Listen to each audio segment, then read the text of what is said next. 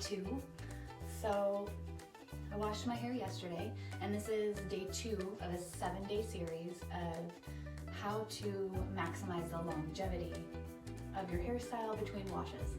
So as you can see, it's not quite, it's a little bit flatter than it was yesterday after the blowout, and I slept on it, and I did work out today. It wasn't a real sweaty workout, so I don't have greasy hair or anything at this point. So typically on day 2, I like to keep products really minimal. Again, we don't want to weigh the hair down too much by putting too much product in the first couple of days, so only use what's necessary to keep it looking clean and fresh. So today, and you'll see me use this throughout the 7 days, and I just like to kind of layer it on top of itself as the days go on. We're going to be using the Living Proof Perfect Hair Day Dry Shampoo. This is honestly one of my favorite products ever created. So I'm just going to put a little bit around the face today. Just a little spray, a little bit around the face here, kind of just around the hairline. And you're going to let it sit for just a minute and kind of dry out a little bit. And then you want to go in, and you can use a natural bristle brush, or you can just kind of run your fingers through your hair. You'll really see how well this product works after day 3 or after day 4. But I like to make sure it doesn't get too oily, and dry shampoo helps to keep the hair off the scalp a little bit. It's one of the biggest tricks in multi-day hair wearing. Oops, made that up. It's one of the biggest tricks is keeping the hair off the scalp to the best of your ability. So you'll watch as I go through these days. For the first day that I wear it up, you're going to see a lot of volume, because the more we can keep that hair off the scalp, the less natural oil that hair is picking up.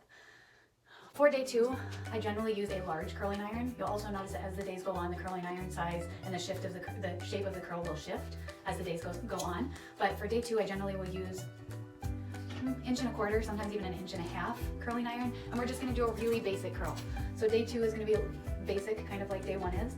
And again, we're just going to section off the top half of the hair. What this looks like doesn't matter. We're just getting it out of the way for a minute. I tend to separate the hair into 2 halves. Makes it a little bit more manageable for me. Run my fingers through it a little bit. You can use a brush if you want to.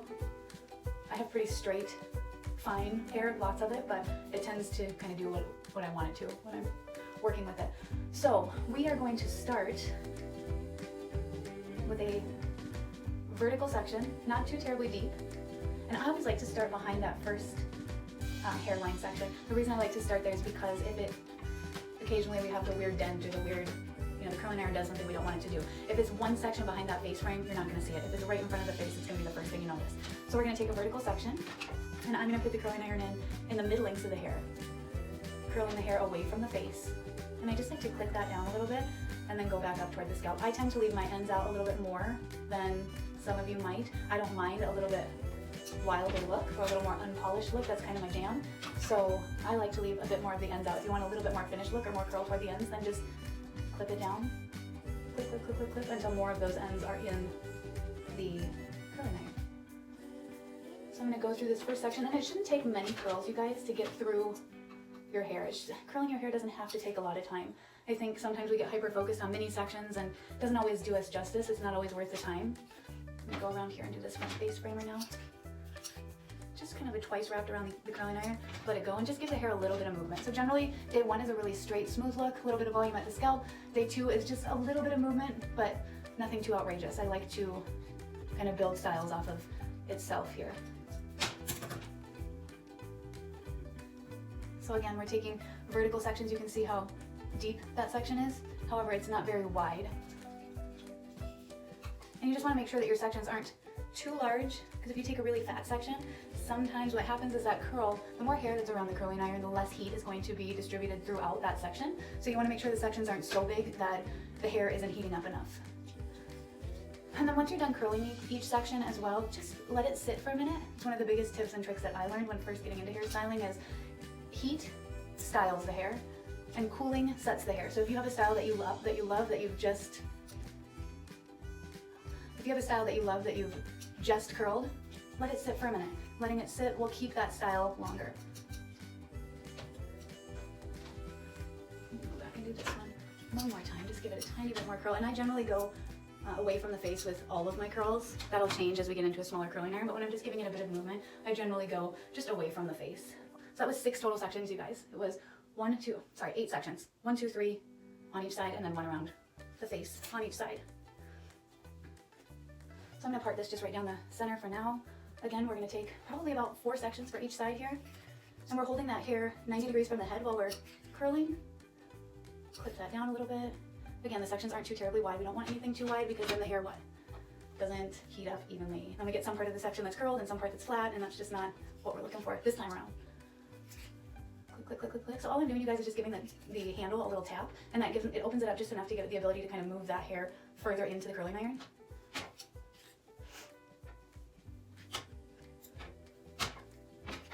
And then that very front piece, we're gonna leave those out for now. I'm gonna show you a trick that I learned about those front bits, or fringe section, if you will.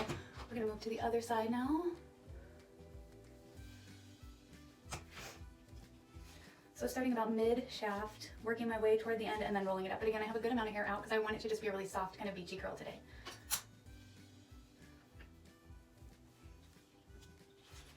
And again, I'm holding that hair not quite 90 degrees from the head, but we want to make sure that we're not pulling it down too much because that's just creating flatness. Just like with the round brushing, holding it down here only creates flatness at the scalp. And we're, again, our goal when wearing our hair for multiple days in a row is to keep that hair lifted off the scalp for as much of that time as possible so that it's not picking up the natural oils of the scalp. One more section right here, and then we'll get to those front bits. Perfect, okay.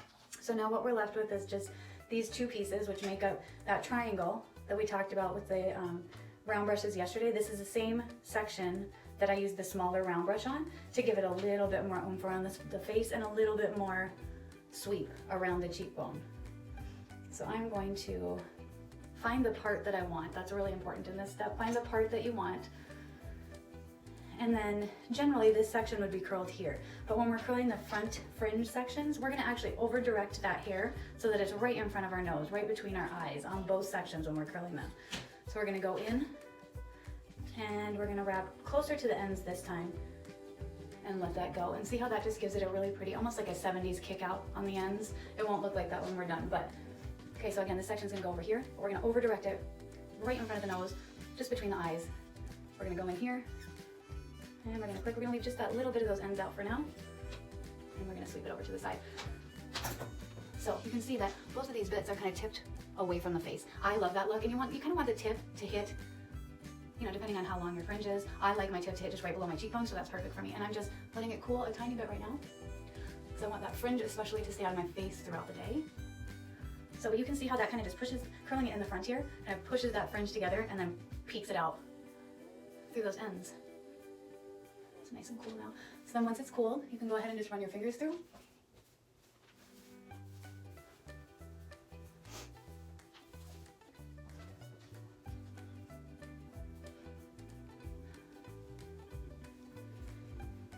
And then whenever I'm styling my hair around my face, I tend to push this forward and then just do a little bit of kind of a pinchy twist through the ends of that fringe section, and see how that just gives it that really cool kind of 70s.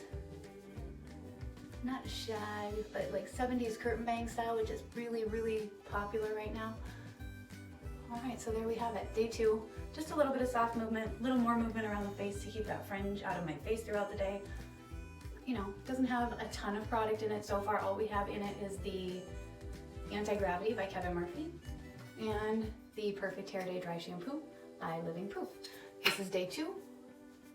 We're gonna rock this for today, and I will see y'all tomorrow.